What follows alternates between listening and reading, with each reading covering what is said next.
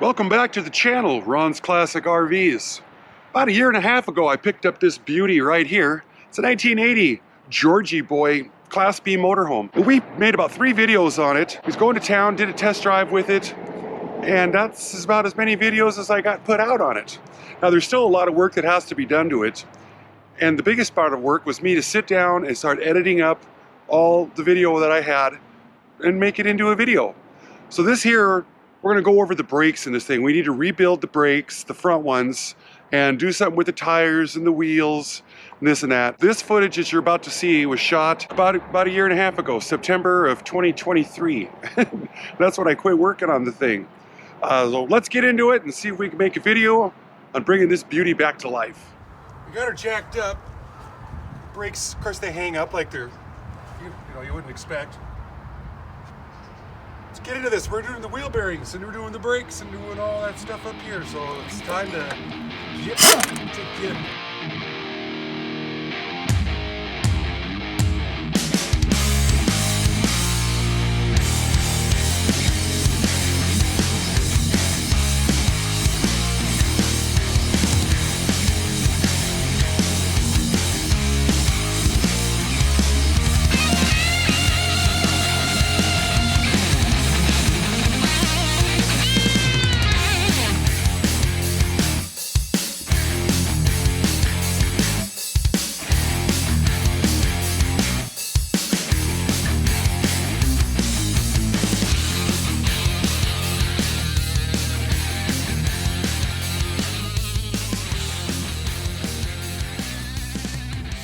passenger side bearings. They came out real nice. They're clean. These are serviceable. They're not, this isn't the final cleaning, this is the inspection cleaning that just took place. But these don't have any pits in the bearings whatsoever. Nothing's bad. Everything was clean. The races, they showed up nice. Driver's side, this wheel, it must have been underwater.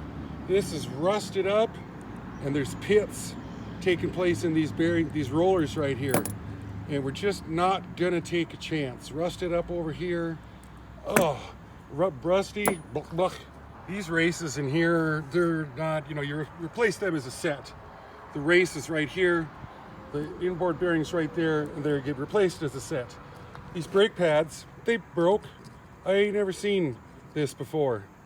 That's some nasty, nasty brake pads right there, you ask me. Cheapies. Cheapies. Did it on both sides. We lost all the brake pad. Spindles, they look serviceable. Continue cleaning these up, getting some of this off. New calipers, new hoses. Now I get to look like this for a couple of days with my RV up on the jack stand and this trailer park in it here at my trailer park. So when I took this out for the test drive, it had a heck of a front end vibration. So I took the old wheels and tires off on the fronts, took them down to the local tire shop and had them spun balanced. Although this rotor looks, pretty good. I've seen them a lot worse than this.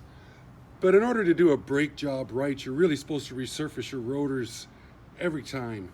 Every time. This does have a little bit of a groove in it. And you put it up on a brake lathe and you cut both sides and it ends up looking like this. You can take 2 to 3 thousandths of an inch off at a time, cuts both sides as this thing turns, and you can see there's a groove right there where probably the rivets got into it, and you keep carving them, which makes this surface here a little bit thinner. And there's a minimum thickness that this rotor can be, and since these have never been touched or turned, there's a lot of what they call meat on there that you can carve off and get these true and straight and beautiful once again. And this old original Chevy rotor and hub assembly, 10 times better than any of that China junk that's coming in now. That's why I want these ones resurfaced, because they won't get hot and warp on me. Maybe we can show you how what this thing looks like when it's running.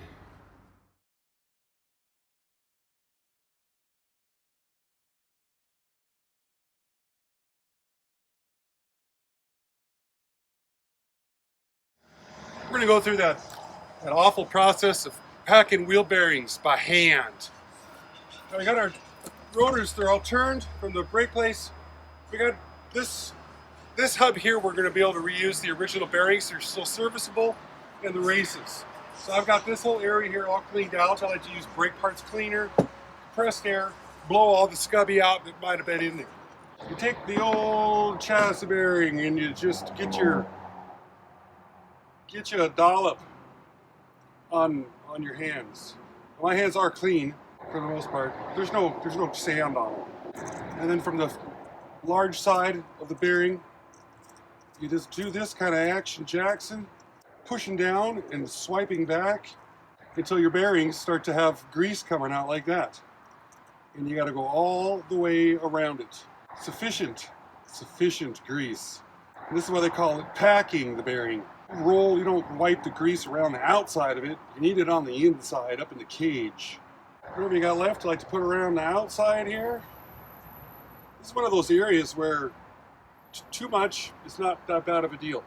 Then we're going to do the old two-finger trick, and we are going to hoop it up inside here. I like grease inside the hub. I took out like a quarter of a cup of old grease out of this thing, and that just didn't seem quite right. So we have got a lot in there. Put your bearing in it. This is the inner bearing. Now that I'm all greasy hand, I'm going to go ahead and pack this outer bearing at the same time.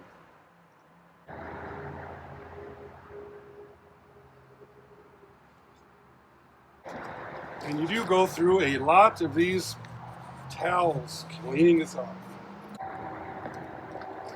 Have our wheel seal here. You want a little bit of grease on the inside. You don't want to put it on dry. Just a coating along inside there. I've got a sufficiently sized driver, which is going to sit just on the metal. Brass hammer, and we're going to tap that thing home.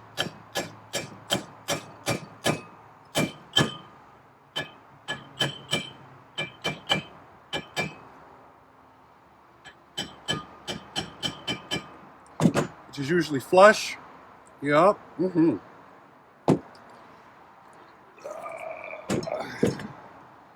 can see we got grease sitting down in there, waiting to go to work. We're going to make sure that our spindle is sufficiently cleaned.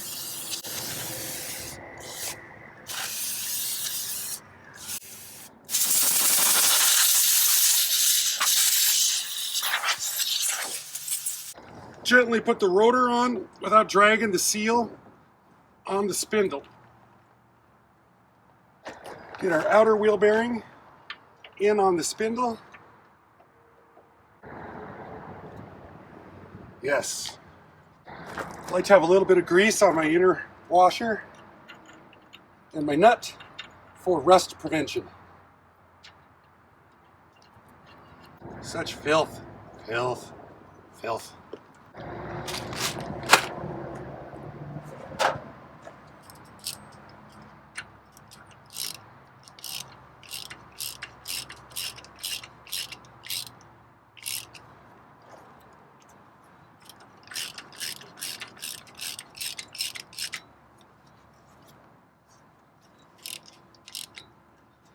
Turn the nut the same direction that the rotor's turning.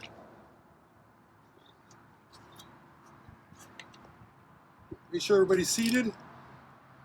And you back it off to get your end play. And by end play means I want to feel just a little bit of movement in this.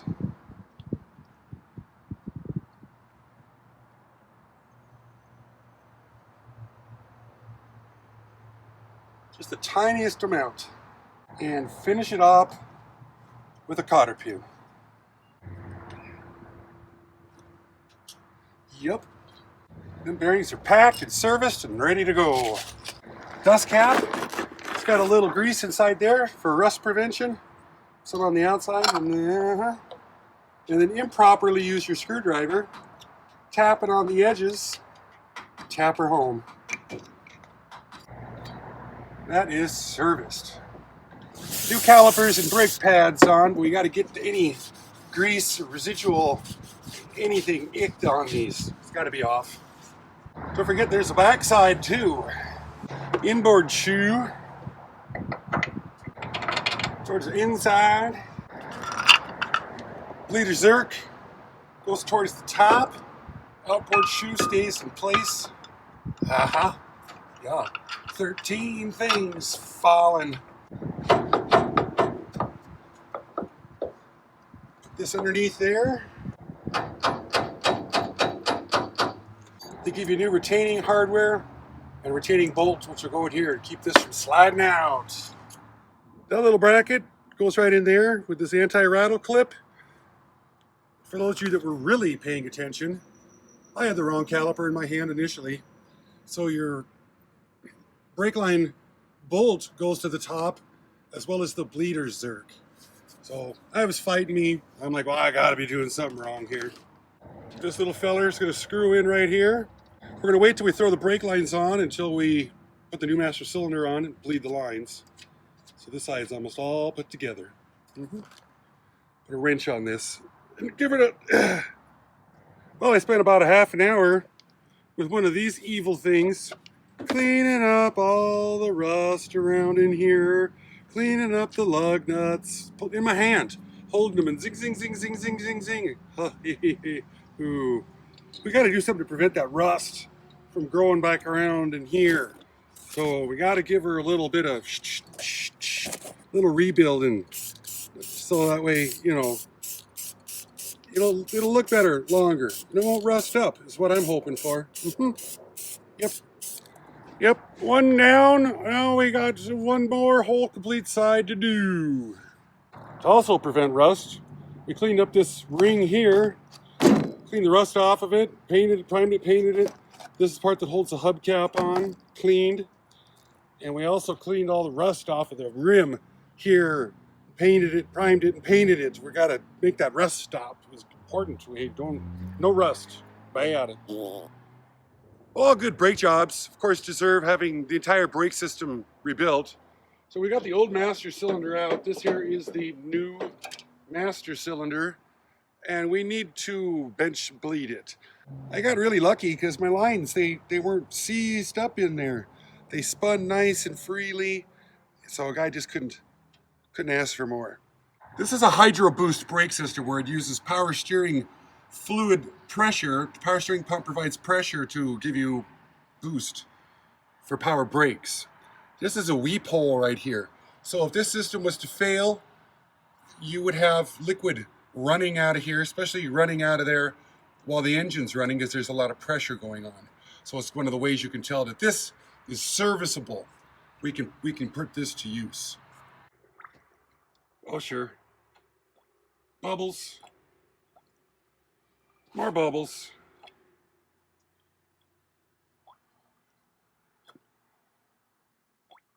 Lots of bubbles. I'm attempting to gravity bleed. We're over here on the driver's side.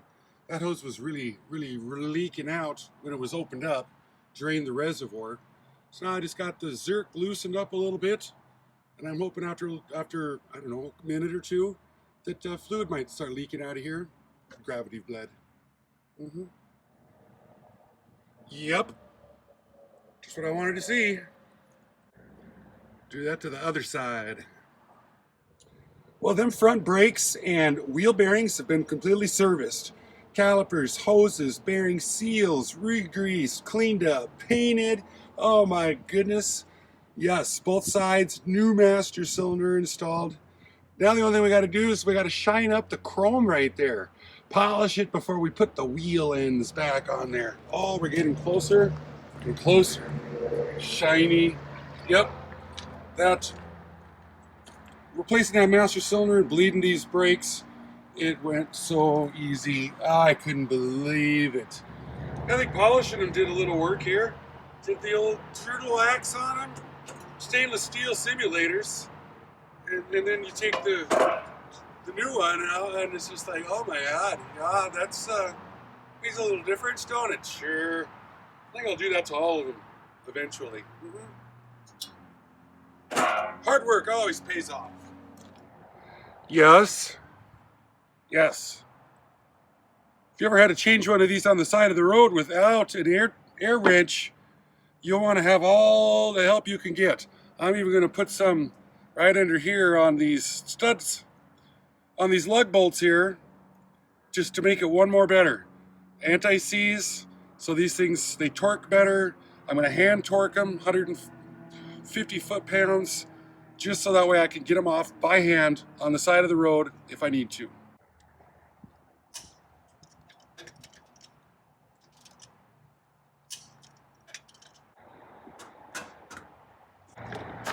Oh yeah, looks good. We got the brakes knocked out, and then it sat here for almost a year before I got back onto it. One of the biggest reasons is I needed to come up with an extra $1,000 to put rubber on the back of this thing right here. Got the new rubber on it, got the wheels looking pretty good. This was September of 2024, and then it sat in the backyard for about 5 more months. Spring rolled around, 2025. I got back on it real hard, but we got to get caught up on the timeline of what we're looking at here. Let's get into knocking these things out. It's almost the end of September 2024. We finally saved up enough money to get some new rubber for the Georgie Boy here. 16.5s, going the old school route. Now we've got these stainless steel simulators here to make the wheels look pretty, but the caps that are in here are missing.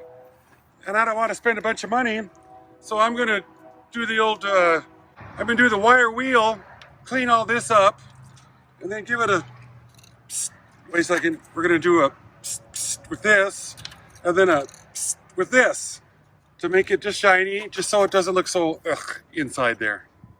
Another thing I like to do is get in here with a wire wheel and clean up this surface inside this ring right here, and then of course the outside part, because this is where the rims touch. And they also like to rust in that area, and then they stick on the drum, and it's a pain. And then you come by and you just give it a little on the outside and the inside and around here and around it here, just so that these are better protected. To get more life out of them. Metal valve stems, key right there. Big deal on RVs. I'll show you that in a little bit. Yeah, I went and I bought these fancy valve stems and these fancy valve stem extenders that would screw on there to make it so you could get in there and get some inside this thing. And if you could just find stems that came out at an angle, like a 15 degrees, so this thing would come straight out like this, boy, we'd really have something. And then this one here is for the outside, and it goes straight back into the rim, so that doesn't work. You know, if this thing was going like that, why am I the only one that knows that what you manufacturers are putting out is just a bunch of useless junk? Where are you going to ever use something like this at? It won't fit in this application. And there's a lot of these rolling around. Now, when you put your tires on, you got one valve stem over here. You want to put your other valve stem on, so it's going to be on the opposite side, so you can reach in there and get them all. Let me fight to get this thing on. I'll show you more.